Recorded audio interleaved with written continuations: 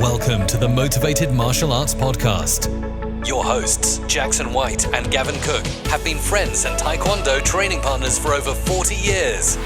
This podcast will bring you a mixture of their life stories, martial arts, and business experiences to motivate you in life and throughout your martial arts journey. Adding in a mixture of inspiring interviews and some of the best traditional martial artists around today. So over to your hosts, the Motivated Martial Artists.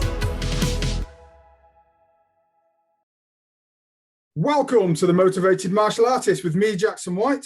And me, Gavin Cook. And today we're super excited. We've got Sarah Stephenson on MBE.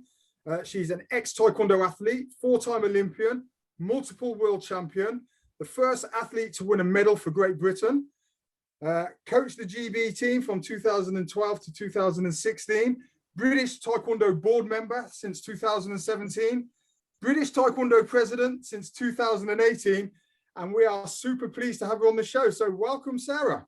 Well, thank you so much. It's an absolute honour to be here, and sorry my intro's so long-winded. Thanks for coming on, Sarah. I think Jackson's just tripped over Wikipedia. Have you swallowed it? I hope it's up to date. No, it was really that was the best one, because usually if people do go to Wikipedia, which Jackson probably hasn't, because I think no, he hasn't, because that's the one that I've probably sent around to people. But usually you get the one where Jackie Chan sponsored you, and we all end up talking about that Jackie Chan sponsorship, which never really actually happened. And that's on Wikipedia, and it's an absolute lie. Brilliant. Okay then, Gavin, do you want to kick off with the first question then? Yeah, so Sarah, really I suppose we just want to know a little bit about you, about your upbringing, about how you first got into martial arts, and I suppose the start of your journey, really. Yeah, well, do you know what? I have probably the most boring story, which I suppose can be quite relatable. I don't know. So I was probably about 7 when I started, and I walked into Doncaster All Stars Taekwondo Club in Doncaster. And at the point, I didn't realise how big Taekwondo was in Doncaster at that time. It was absolutely huge, and the best clubs in the country in terms of our style anyway. And I was very shy, very quiet, which is obviously not what I am now. And yeah, I was just from a very normal, if that's the right word, upbringing. An older brother did Taekwondo. I joined in when I was old enough, when mum and dad probably wanted to drop us off, go to the pub, have their little social life, and leave us training for 2 hours. That's how it was. That's how it was back in those days. These days, it's all about the kids now, isn't it? In them days, it was all about the adults. Yeah, I'm gutted now. I'm a mum now. I'm like, where's my... Yeah, no, it's true. They had a great social life because of us. I think when we started to... When I started to drive myself to training, I think they were absolutely devastated that I didn't need them anymore to get me to the club. But yeah, just really normal, just working class family. Mum and dad worked. Mum worked in retail all life. Dad worked in a factory from being 16 years old to probably the day he retired. And yeah, just probably that was it really. I suppose being quite quiet and shy was the right thing for me to do, was to do Taekwondo. I wouldn't say I actually really enjoyed it. I wouldn't say I was good at it at all. If you asked my club coach, he'd probably say I was absolutely rubbish. But I think maybe what I had, what others didn't, or what some people don't have, it's just maybe that I just had so much trust in my coach and my family. I just did what I was told, and I just got on with it. I might have moaned, but I just did it. And I think without realising, I just got it. I just got not so much people. Obviously, this is great actually to talk to you guys, because everyone listening is going to be more like the martial arts world. But you know, when you get them people who look amazing at the sport and they do lovely kicks and they look beautiful, and I didn't, and I'm not going to lie. Neither did we, Jackie? No. I can remember, so I did my first class with my dad when I was about 4. And I couldn't even remember my left and right. And then he took me to my first real class, and I was useless, absolutely useless. You know, I wasn't petrified. I can't remember being scared. I just remember thinking, I don't get it. You know, that everyone's doing all these beautiful kicks and things, and that's not me. I'm not flexible enough So it's strange. I think, and it's very rare. And, certainly so a lot of the work that we do with child development, we've seen it's only that 1% that actually turn up to a dojang and they're that superstar straight away. Yeah. That's that 1% of any child or any student. But you got to be careful, haven't you? Because as a parent, what the parents do, they look at that anomaly child and they think, hang on a minute, how come my child isn't doing that? No, and actually it's a shame. Yeah, actually that, like Jackson said, that's the 1-2% anomaly, or children at that certain age of development that are maybe higher than what they would normally be at that level. Group, And the parents look and think, well, I'm pulling my kid out of Taekwondo because they can't do that. And it's like, well, no. Just let them enjoy it. Just let them be part of a team and be happy and have those skills. And I think that's what's going to, I don't know yet because my kids are quite young, but I think that's what's going to help me being a parent when my kids go to clubs. It's like, obviously, of course, I'll probably scrutinise a little bit on the coaching level of the clubs. I want people to be good people and good coaches to help my kids. And that's probably the only thing I'm hoping that I'll home in on, rather than how good or how bad my kid is at the sport. If they're happy, and I think maybe it helps because I was quite successful, my husband's quite successful, maybe that helps. I'm not trying to live my dream to do my kids. I couldn't care less if they're good or they're not good, But yeah, I definitely wasn't talented in terms of it. It wasn't like I didn't have that flair or that prettiness or anything like that. I think it was the other side of it. It was the working hard and the dedication, doing what I was told, because at that time you have to do what you're told. You can't own it at that age. And also, I think I got the distance and the timing and the stuff behind the kicks, how you can move and manipulate someone. And I just got it. And I never was able to explain why I was good until I got older. And then someone was like, well, this is why, Sarah. And I'm like, oh, yeah, that's why I'm good, So just taking a step back then. So when you first started, you just went. But when did you start? We call it the awakening. When kids, they just drift through classes and, all of a sudden they're just throwing their arms out and kicking. And all of a sudden you see one day they just they wake up and they start becoming good. When did you get that? What sort of age? I think it's a really difficult question because I think because I was so, I suppose I never really believed how good I was for a very long time, probably until I was like, I don't know, late teens or something, or early 20s. So I would say it was probably after I won the World Championships, which is mad to think really, because I never believed I would do that. Because obviously in WTs, it's there's not many world champions. So I was the first one and I was 15. So obviously, it wasn't expected. And I think it was after that when I realized, oh, actually, I'm quite good at this. And then it just spiraled then, because it was like, won the worlds out of the blue. No one expected it. No one, and then I qualified for the Olympics, went to the Olympics, won the senior worlds. It just kind of spiraled then really after that win kind of, that was the awakening for me, which is probably the wrong way around, really. It would have been good to have that before. I wouldn't have been feeling so sick before I competed. I think you'll always have that nervous, sick feeling, wouldn't you? So when you were 15, was that a junior division, junior category? Junior. Was it? Yeah, that's right. So when did you obviously, is it 16? Is it 16 you moved up into the adult division? You can compete in senior when you're 16. Well, it was then anyway. I'm not too sure now. But you can still compete in junior until you're like 17. So it was like there's like a bit of a crossover period. Like a cadets, isn't it? So like I could fight in junior up until I'm 17, but I can fight in senior from being 16. So that's why I could qualify for the Olympics. I was 16 when I qualified and 17 when I went to Sydney. Okay, so sorry, I just lost the connection a little bit then. So when did you get sort of scouted for the Olympics then? Was it around about that time, was it? You were 17? So yeah, we went to the qualifiers and I was 16. And then the Olympics were the year after. So I went to Sydney when I was 17. But we didn't have an Olympic squad, did we? You know that yourself back then, of the people that went in, like in the 88 Olympics.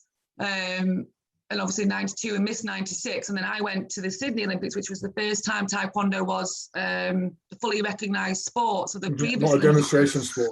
I don't really know the difference. I'm assuming you just don't get the publicity, or it's just someone testing it out to see if they want to have that sport in the Olympics and such. But obviously Taekwondo was a fully fledged Olympic sport in Sydney. So I was me and Colin Daly were the only ones that were going and just training our clubs. It was mad in Doncaster. Like, who does that? You know what I mean? Like, when obviously then when Taekwondo, when we're growing, you realise that was absolutely crazy. I'm in the Doncaster Dome on the cross trainer when everyone else is like, training in sports centres all together, or in Loughborough, or in London, or foreign holidays, nice warm climate. Yeah, I mean, I'm in the Dome. I'm in the Doncaster Dome. In Donny. Yeah. What's going on? Just take it before we go into you're competing into the Olympics. Just talk us through some of your early competitions, because that's always an interesting, I think, an area. Do you remember the first competitions that you went into, those early ones? Not massively. And it is mad to think, obviously, because I didn't have that awakening, as you said. But I never really lost. I can't remember losing. And I don't want that to sound big-headed, people, to anyone listening, but it's fact. It's just a fact. I think I was quite tall, quite strong. And I think I didn't even know how good I was. I just didn't really lose. You were that 1%, weren't you? I must have been, but I didn't realise that. And I think that, and one of the reasons why it's so good to not think you're one of that 1% at that age, I was just always dragged back down to earth by my coach, 100%. He would never, ever let me get above my station. And, I remember there's one funny story. I think I'd won the Worlds, I'd come back, and I was like, I can't remember. It's that period where I thought, I'm pretty good now. I'm going to get sponsorship. I'm going to get this. And obviously it doesn't work like that. But at that age, when you think you're the only world champion ever, surely something's going to come from that. Yeah. It never really did, because it wasn't a sport that we didn't have the skills to know what to do with that. But I was just like, well, why do I have to do this now? Why am I training? I'm not going to come train. I was just giving him a bit of lip, really. And you can't do this now. But what he did was, said, right, come on. And he put me in his car. And we had that relationship. It was like my dad, you know what I mean? He could do whatever he wanted. My mum and dad just say, yeah, do whatever. Do whatever you want. We get our parents to sign those waivers now. Yeah, you can beat her. You can beat her as much as you want. That's fine. Pretty much what it was, yeah. And he drove 5 miles. And I never run over like a couple of miles. I hate running. And he just said, get out. And he said, you got to run back. And he said, I'll know if you've stopped as well, because I'm going to be driving up and down. And I jogged all the way back to the Dome. And then he made me do a circuit when I got there as well. And I never moaned ever again in my whole life about, or never tried to be something I'm not ever again, or had any kind of attitude. So he loves that story when I tell that story as well. He loves it. Yeah, coach always knows best how to get the best out of you, but also how to contain you as well, don't they? Good coaches. Rein me in. And even if I wasn't being a bit of a cow or whatever you want to call it, or had any kind of attitude at that age, he would still punish me in front of people just to say, look, even Sarah's doing 20 press-ups. I'm like, well, I've not done nothing. Is that just do them? I think it was just to kind of make people feel that, everyone's the same. Yes. So I was just but going back to those early martial arts, dojangs, that's how it was, wasn't it? The instructors were so much stricter then. It was very much like, I'm in charge, you guys pull the line. 100%. That's just the way it always was. And things have certainly evolved and changed these days. When you look at the dojangs these days. But it's a debate that we have quite a lot on the podcast. Is it for the better or is it for the worse? And actually, there's some elements that are definitely for the better, but there's probably some also that actually you think, well, actually maybe that is for the worse. Maybe, who knows? Yeah, no, I totally agree. I mean, obviously, I don't work that closely to the clubs, so for me, it's probably not something I can really comment on. I can only comment on, I suppose, my experience and my upbringing, which might resonate with what people do now compared to what they did in the past. So definitely come from that old school martial arts background. And I think both. I think if you had some of the new influences of what we know now of how to work with kids and how to develop them, how to make them feel happy and things like that to thrive, there's definitely there could be a really good balance. But it's also like, are we even allowed to speak to the kids how we used to speak to to us 20, 30 years ago, because we need that, don't we? Sometimes we need that, you know, and we need to be allowed to do that. And it's a shame if a lot of that gets stopped, you know. Yeah, well, we talk to a lot of coaches, don't we? And certainly the successful ones are the ones that have grown. So, you know, you can take all your sports science, you can take your sports psychology, and you bring that into your martial arts, and then try and get rid of some of that militant, because actually, you know, martial arts, we're you know, it's designed for adults ultimately. So bringing in child development techniques, I think, is key. But also, society is different. Yeah, you know, we don't run around clubbing people on the head and pillaging villages, but we used to do that 200 years ago. I don't know. Sometimes in Coventry, Jackson. Yeah, it's a bit rough here sometimes. You're right. But no, generally we advance and we move on, don't we? So I'm a big believer in continued development. And you know, as much as I would never put down the methods of teaching that our instructor had, and he was quite brutal, and he was my dad as well. So you can imagine he was twice as tough on me, weren't he, Gav? Yeah. You know, I don't regret that or condemn it, because that was how it was done then. Yeah. But actually, as a coach, he's developed. You know, he would never dream of it. You know, he taught my daughters, and the way he taught, I'm like, Dad, be tougher on them. And he's like, no, we don't do that anymore. Oh no, damn it! So I think it is a good way to develop. And you know, just because it used to be that way doesn't mean it should be that way now. Because obviously we're more educated, we're more aware of all of these different things. You know, a good example. I think I was 10 when I took my black belt. And I was punching boards at 10 years old. That is ludicrous. Given what we know now, you wouldn't even expect a 15-year-old, 16-year-old to be punching boards until they're fully developed. That's it. Yeah. My wrists are constantly clicking. Just didn't know that then, though, did we? And as you said, if we can find that balance, I think we could even be even more successful. And whatever that success means, doesn't mean Olympic medals. You know, whatever that success means, if we can make incredible humans that can deal with life and be successful, that's the most important thing. And I think with all that knowledge from then and from now, and I think we can, you know, have some incredible coaches to do that. Well, I think one thing we talk about a lot is martial artists. We're not just a sports coach, you're a life coach, aren't you? That's it. Your students, and certainly our students, you know, they come to you with all sorts of challenges, and you really, you know, we work with a lot of mentors ourselves, you know, so we can deliver good classes, not only physically, but also emotionally, that's it, intellectually, and all those other good things that you need to deliver, and to be able to support your club, because your club is a community. All those things that, you know, you get from martial arts, which again, I don't think you get from a lot of other clubs, a lot of other sports. Very lucky, aren't we? Yeah, no, most definitely. But it's only now, though, isn't it? It's only now when you look back, you realise how lucky you are. You don't realise those life lessons that you were learning in the Dojang. Totally. When you were young. It's only now you think, God, we were so lucky to have gone down this road with this. You know, because of everything it make, you know, how it makes you into a rounded human being. I thought. Oh God, yeah. I think if you have a very good club and a good setup and you're surrounded by good people, you will always go back. I think as well. So I mean, I don't go back as much now, so I don't live in Doncaster, but you know, and the club has changed a lot. But if I go there, I'll feel at home. You know, I ring my coach up. He still talks to me like I'm 7 years old. You know what I mean? It's just still nice. Tells you off the same time. Your dad does that. Your dad does that when I ring him. I hate going into your dad's classes because I feel like I'm about 10 again. Yeah. I feel like I'm going to start doing press ups. I know. Yeah. Okay, so just moving on then slightly. Talk us through the emotional side and everything of being selected for the Olympics the first time. That must have been absolutely a huge event in your life at the time. Well, it was, yeah, and I think, as you said, Gavin, at that age, I was 17. At that age, I didn't really know what was happening in some ways until I was a little bit older and I could understand what actually did happen. So obviously, you know, going to an Olympics I didn't really know anyone. I know there's been people that had gone to the Olympics before, but they're a lot older than me. Yeah, I never knew them. Yeah, well, some of the big stars, I can imagine. But if you think, for me, the last Olympics, I was 13, and Taekwondo wasn't in the Olympics, and it wasn't something that I remember watching, other than maybe a bit of gymnastics or something. So it wasn't a thing in my life because it didn't mean anything. It wasn't in it. So I never even watched an Olympics.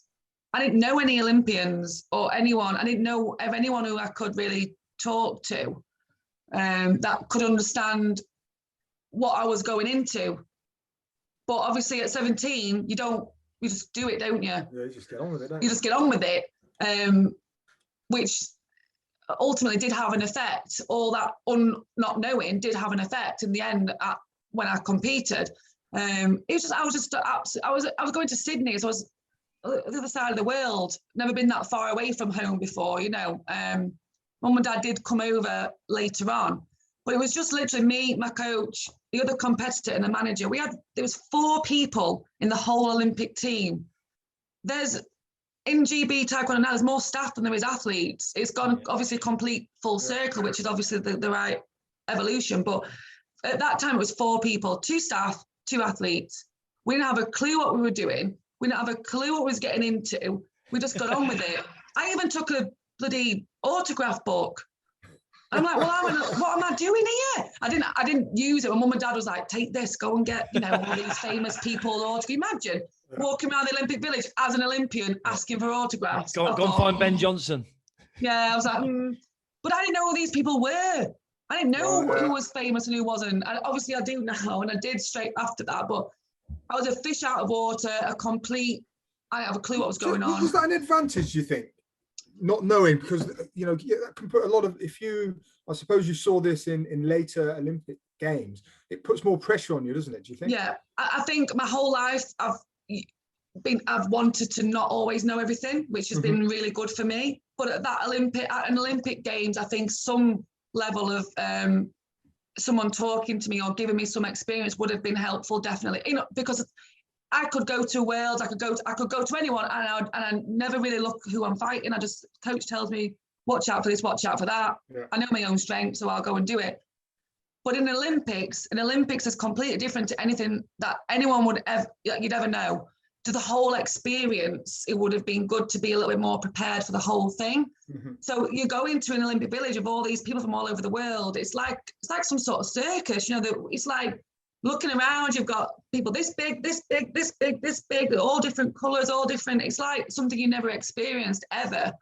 And you're having to then deal with that and then go and compete. And obviously the way the Olympics is set up, I wasn't used to that either, you know, on one ring, everyone around watching. It wasn't something that our competitions were. So in that respect, as in the whole experience, I think it would have been good to be made more aware of that and how I got nothing. And that is a slight criticism for like the British Olympic Association, and they are a lot better now because obviously as time goes on, they get this kind of feedback. No one from the BOA came and said, right, anyone that's in a new sport, we're going to come together, we're going to give you media training, we're going to talk to you about what the Olympics is like, we're going to give you an insight from other Olympians. There was none of that, which is such a shame because I did so well. I came 4th, I was 17, I never competed in that, you know, at that level before. And I just remember completely freezing in the ring because then all of a sudden I realised I'm fighting for a place in the final, and I'm in the semi-final, and I lost 2-2 because it was 2-2 in the semis, and I just froze. Was it decision point? Was it? At that time it was. Yeah, that time it was 2-2. Ref's decision went to her, and she did win because I just didn't do enough. Yeah. And I didn't, because I think that's when I realised, shit, I'm at the Olympics, and this is like really big, isn't it? Yeah. And wow, don't do anything. What do I do? And it was I've never ever watched those fights, and do you know what? I never watch any fights that have hurt me. I don't watch my fights from Beijing. I said, what's the point? I just carry on. Do you know what I mean? I don't learn from those kind of things, the losses or the big hurtful things. I don't learn from it because I'm not being funny. I can remember it. I don't need to watch it. You are learning from it though, aren't you? You're taking experiences away. So you're developing yourself from it. Yeah. In the experience, not the tactics and the technical stuff. And just, I mean, I don't, and I think this is one, I'm going off on a tangent a little bit, but just to pick up on that watching fights and doing that video analysis. I know a lot of people do that. For me, I didn't do that. I didn't enjoy doing that.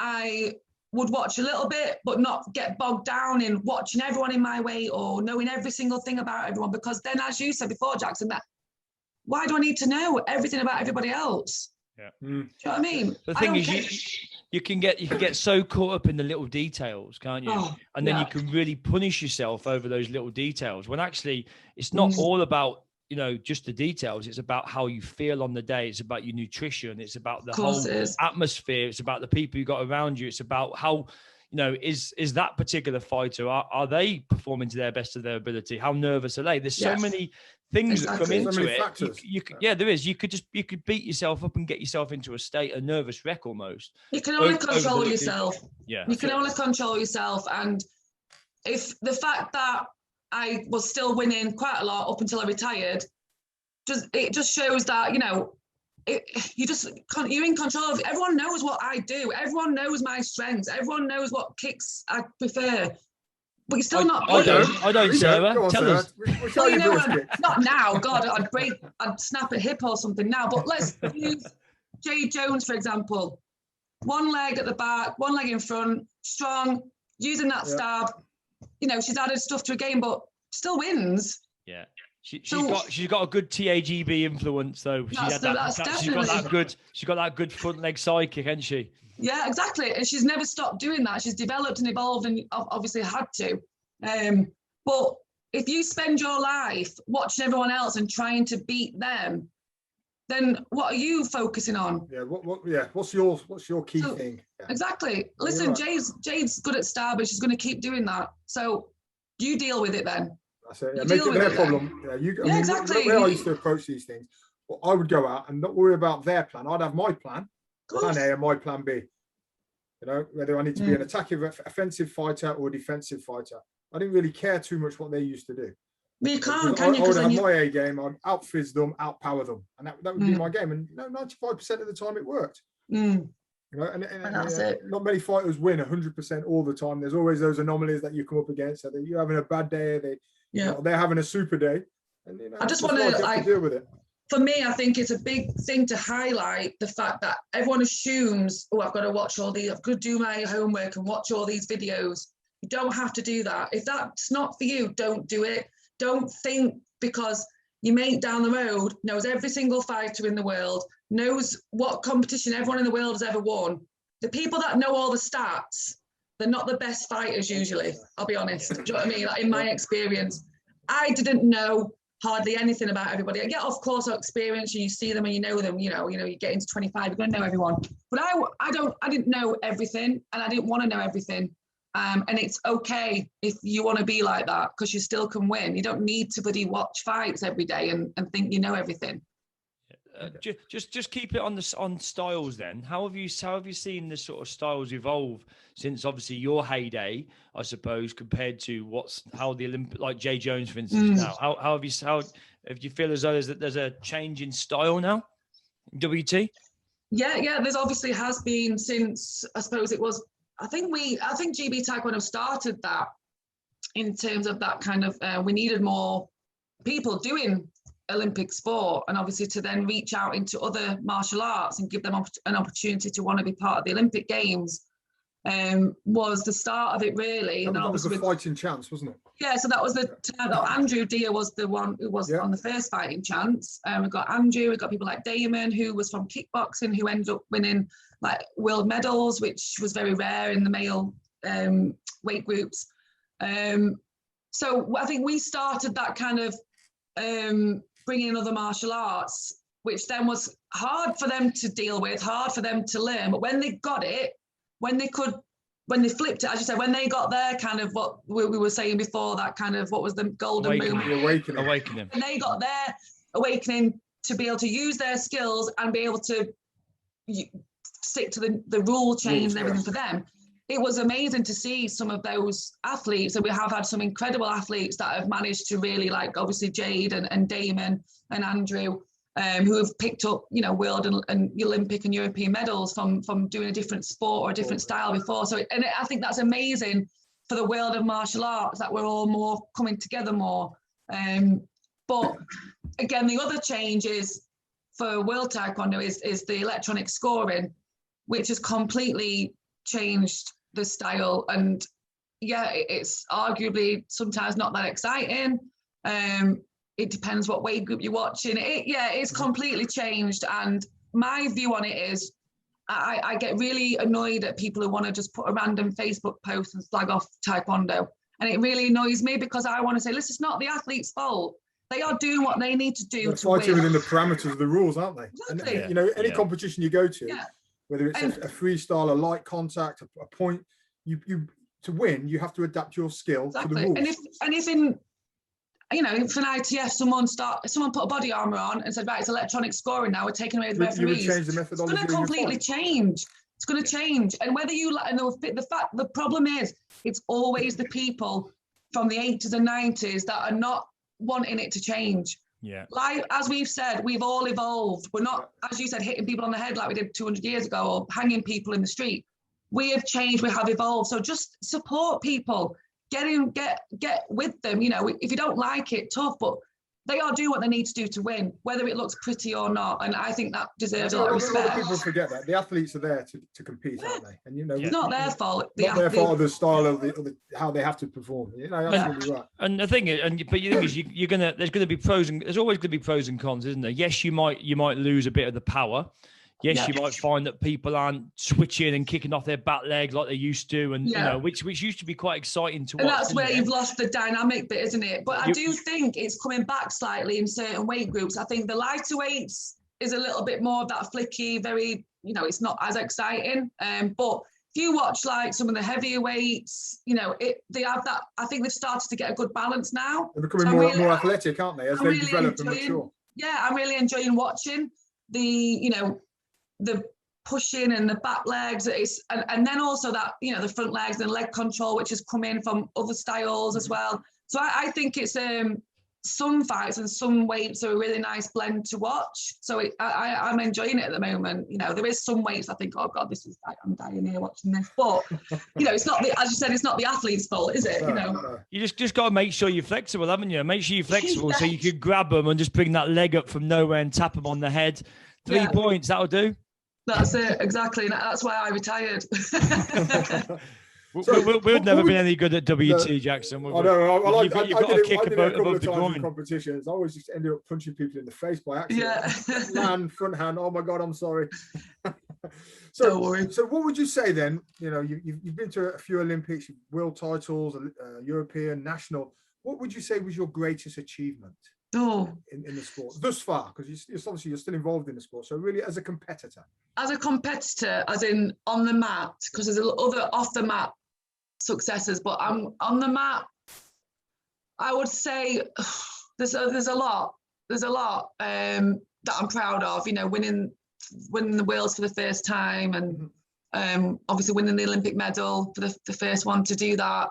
Although I took me about 10 years to be proud of that. But I think the one that I'm most emotional about, and I can't actually believe I even did it, and that's when I think that we all have this kind of superhuman ability within us, was when I won the Worlds in 2011. So I was going through the worst time my whole life. My mum and dad had cancer, and I had to go to that Worlds in order for me to, get a ticket to the London Olympics. So I have no idea how I did that. It was just such an the most hardest thing I've ever done. A lot of mental resilience. Oh my God, yeah. It really showed me what I can do for the rest of my life, really. When I'm moaning now, I'm going to be like, hang on a minute, love. Like, what you actually did then was some sort of like out of body experience. There's no way I should have won that. No way. And I'm not, being funny, but I won it. Like I smashed everyone. Like I smashed them because I just think I had something. Although everyone would assume, and even me, you'd think she probably would not even get past the first round after what I was going through. Because not being able to train, I was an emotional wreck. I was just, thought mum and dad were going to die. Do you know what I mean? And it only just happened.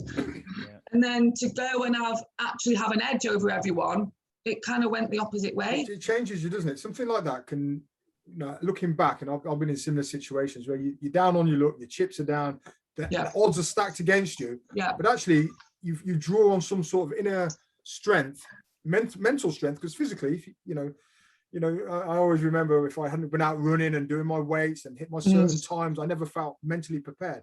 but there's been times where I've been injured and I haven't been able to prepare. Exactly. Something's happened, and actually I felt better. Yeah. And you can't put your finger on it, but it's that it comes from that mental strength, because totally, and it does. You don't know how strong you are. How much of that mental strength, though, do you think has been developed through being in the martial arts so young? That's an interesting thing to think of. Yeah, no, definitely. I was just going to say that, actually. It's a good point. Because there are I know there's a massive mental health crisis, and I know you touched on it earlier on, Sarah, that it's mental health week, isn't it? So, yes. There is a massive mental health problem, obviously, certainly, worldwide, I guess, really. The thing is, a lot of the kids these days, they've not been through that sort of resilient program of martial arts. They've been told that they're great at everything, and they've been told that it doesn't matter if you win or lose, and all these sort of you see it, don't you? Where actually, and then the first time they have a disappointment in their life, they could be an adult before they've even experienced the disappointment before. Got to tell them the truth, haven't you? Tell them the truth. Yeah. And you do wonder how having those intermediate steps, and certainly martial art gives you that. It's in a controlled environment, so not just physical failures, but mental failures as well. You failure grading, you lose a competition. It's all in a controlled environment. So when you are disappointed, and you can deal with those losses, those disappointments, see, when things become more real as you mature into an adult, you have those coping strategies, because you have to deal with them from a controlled environment. So I think you're right. I think what you were saying, Gavin, and then that might be because some of our coaches aren't educated enough. And how are you going to tell a kid? How do you give a child confidence? And it can be the same way as you speak to an adult. So obviously, as an adult, 25 years old, going to the Olympics, I've got to be told the truth. You can't just say to me, right, you're going to win. Well, that's not going to give me confidence. That's just going to make me think that I'm amazing, and that when I lose, I'm not ready. No, I'll tell you what you're going to say is, you're going to say, listen, you're going to try and win, right? Just focus on each match as it comes. We can't control the outcome, but we can control you. And we're going to smash it. And God help that girl that gets in that ring against you, because she's going to have a hell of a time trying to beat you. There's a different way of putting it. That doesn't mean that you're going to win. Yeah.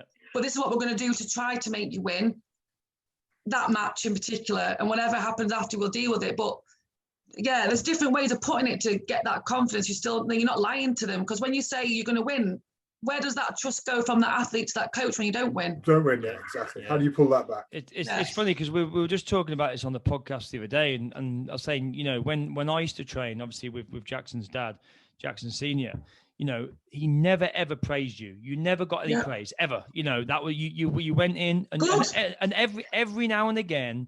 And it maybe you might have trained for 5 years. You might get a pat on the back. So, that was a good side kick. That was, Gav, or something like that. but him just saying that when you've never had that praise, it's almost like, wow, you know what?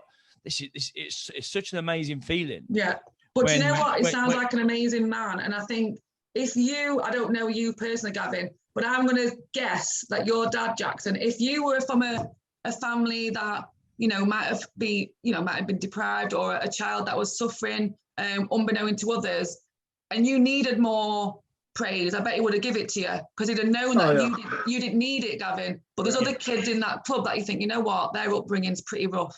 They need to be told their sidekick's good every week. Whereas you didn't. He gave, and that's a good coach, isn't it? When he's giving you just what you need. They can understand what you need.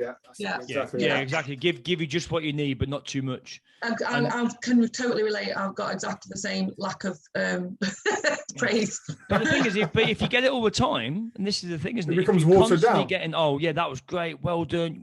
All of a sudden, you're like, okay, I'm great at this, and then the kids can't cope with the knockdowns, can they? Totally. No, it's totally the truth. Yeah. So for just going back, that was winning that Wales was probably the most greatest achievement in terms of the fact that I got the gold medal, and obviously I'd fought through a ridiculous amount of adversity, and I got my ticket to the Olympics. But yeah, it's a very, very proud moment, I think, but very emotional as well. Yeah. So what about off the mat then, Sarah? Obviously, you've had some quite big achievements off the mat. What's the sort of most memorable thing, I suppose? I think the two memorable things I'd say there's two. I think getting my MBE was amazing. The fact that, you know, I'd got that MBE from doing my sport and just achieving and losing and fighting through adversity, all that kind of stuff that we've spoke about. And that was so special because I know if I'd have won Olympic gold, I'd have got an MBE, you know, and I think obviously they are given out to everyone that wins a gold. But I got mine for just what I've done in my life, and it was so important to have that. So I was it was a really emotional phone call when I got that phone call, because obviously my mum and dad had died after that. So before I got my MBE, they died. They died not long after I won that Worlds. Right. So I got that call before the Olympics, so before 2012. And then you've got to bring guests with you. So I was allowed to bring 3 people, and that was quite heartbreaking because I just want to bring them. Do you know what I mean? It would have been them and my husband. But the you know, I got to bring my husband, I got to bring my coach, you know, so he came. And obviously if I hadn't have stepped into that club in Doncaster when I was 7, I wouldn't have got that MBE.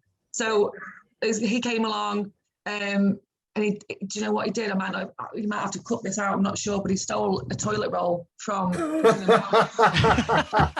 That's it. The police will be on to him for that. It was like that, like Del Boy. So that as long as it wasn't gold-plated toilet roll. I know, yeah, it's all right. It'll be all right. Maybe you just took a little bit. And then obviously for me, so that was one, and then the other one was reading the oath at the Olympic Games. That was just absolutely incredible. That was like the most scariest thing I'd ever done in my life. So how that happened was, and I know you've probably got to shoot soon, Jackson, but I'll tell this story. It's quite a good story, but obviously this was, I got a phone call, I think it was the chef de mission. So basically that person, the chef de mission, I don't know if you know, but it's like the person in charge of the Olympics for Team GB. And you know, it's so could be an ex-athlete or someone really important. Anyway, he rang me. I was in Asda in Manchester. And he was like, you know, I'm so-and-so, the chef de mission. I thought, yeah, I know who you are. Why are you ringing me? Like, what are you doing? And he said, so what happens is there's a list of athletes that go around to all the Olympic sports, and the person that gets to carry the flag at the opening ceremony, that person's voted for by their fellow athletes. So in London, Chris Hoy got the most votes, and rightly so. What an incredible person and athlete. He carried the flag at the London Olympics. I mean, what an incredible thing to say you've done. And he said, if you come second on the list, then you are chosen to read the oath. And I watched the person do the oath in Beijing and thought, I'm not doing that, mate. No way. Just after that's worse than carrying the flag. Yeah, I can imagine. I would like to do that. Reading out in loud in public. Oh my God. Exactly. And I was thinking, oh my God, no, he's going to tell me. Oh, no. And I'm thinking, please don't say it. Like, my first instinct was fight 3 hours off. Do you want cheese on that pizza? Look, hang on a minute, hang on.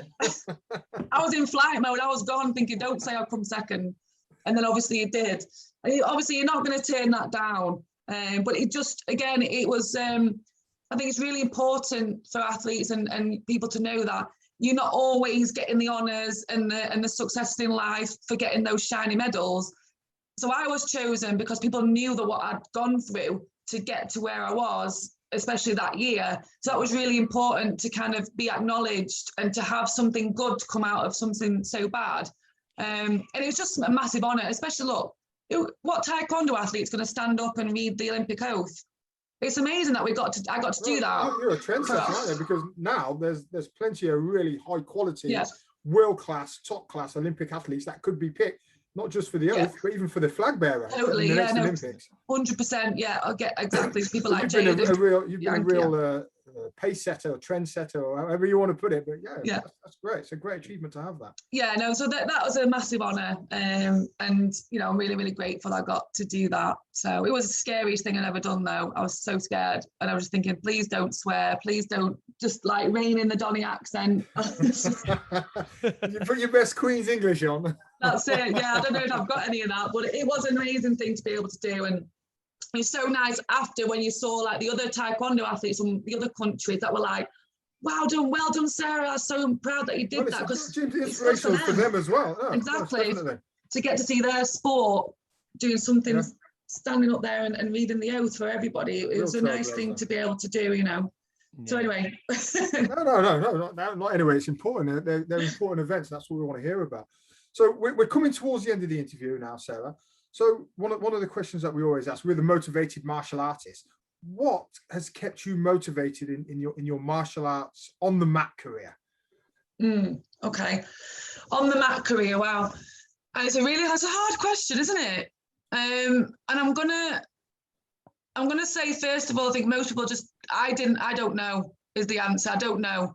And when I really dig deep, I think it's just because it is martial arts, and I think it's different to so many other sports. I know you have that discipline, that respect, that you just grow to becoming a martial artist, don't you? You're not just a person that throws the javelin, or I don't know. I'm not trying to be disrespectful to other sports. I'm just trying to how it feels to me. But you're not just that, one that throws this or runs this distance. You're part of something really special. So you're going through the belts, you're going through the gradings, you're going to the Olympics, you become a club coach, you're just part of something that's evolving all the time. And I think it just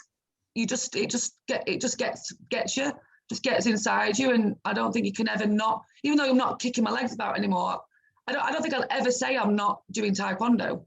No, but it's in your blood, isn't it? That's the one. It's in your blood. Yeah. Yeah. That's it. It's just there. And what about your motivation off the mat then, Sarah? I think that for me is I have a massive passion inside me to want to help others, and that's what I'm doing at the moment. I'm absolutely loving using my experiences as a human being, as a martial artist, helping people to overcome their own challenges. And I'm just loving working with everyday people, normal people that I can say, listen, you can be like an Olympic athlete, you can have that Olympic mindset and you can do it. Mm-hmm. Don't see me as someone you can't relate to, because I'm just a normal person, but I've got something inside me that I can come out fighting when I need to, and I know everyone can do that as well. So that's just my passion and my inspiration to give back and help others. Oh, fantastic. No, that's good. And I think you're in that. Yeah. Go on. So I would say, what advice would you give to a younger you, Sarah? One of the just a closing question, I suppose. And that's a really good question. I got asked this last week, and I had a little bit of a prep think about this question. So it's a really good question that I've been asked twice in the last week. I wouldn't give any advice because I've got no regrets. I'm all right.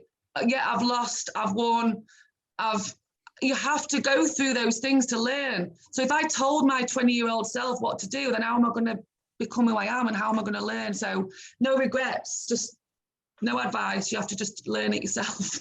Okay. Well, spot on. Sarah, it's been absolutely fantastic speaking to you today. It's been a great insight into what has been an absolutely fantastic trailblazing career and a real torchbearer for Taekwondo. So thank you very much for coming on. Yeah, and hopefully our paths might cross again. Definitely. I'm in York, so I'm not a million miles away from you. Oh, it's been lovely. Thank you. It's so nice to speak to Taekwondo people, and to kind of it's just incredible to have those knowledgeable conversations. So thanks for having me, guys. No, it's been great. I think definitely it might be worth trying to get you back on, because I know you're doing a whole lot more off the mat. So we'd really love to hear about that and your involvement and how you're helping to develop the sport. So we may have to set a date for a second date. Defo, that'll be great. Lovely. Okay then, Sarah, thank you very much. Really appreciate it. Thank you, Sarah. Thank you. I hope you all enjoyed this week's episode of the Motivated Martial Artist podcast. Don't forget to check out our Facebook page and our Facebook group, the Motivated Martial Artist podcast. And don't forget also the Motivated Martial Artist Instagram page. So head along for some extra content, interviews and much more. So until next week, it's bye from Jackson and Gavin, the Motivated Martial Artists.